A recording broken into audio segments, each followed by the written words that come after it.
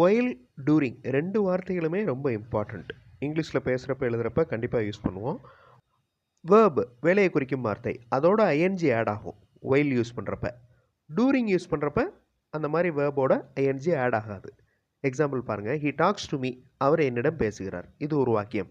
He is preparing a coffee. இந்த prepare பண்ணுறதுன்னு என்னது? தயார் பண்ணுறது. அதோட ஐஎன்ஜி ஆட் ஆகிருக்கு பாருங்கள். He is preparing a coffee. இப்போ ஃபுல் சென்டென்ஸ் பாருங்கள். He talks to me while he is preparing a coffee. While வந்திருக்கு பாருங்கள். அந்த வேர்போட ஐஎன்ஜி வந்த உடனே ஒயில் வந்திருக்கு பாருங்கள். இந்த இடத்துல டூரிங் அப்ளை பண்ண முடியாது. He talks to me during he is preparing a coffee. இந்த மாதிரி வரக்கூடாது. இது grammar mistake. Okay, he talks to me during he is preparing a coffee.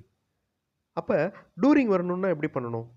இந்த கீழே இருக்கிற வாக்கியம் பாருங்கள். He talk to me and prepared a coffee during my visit to his home.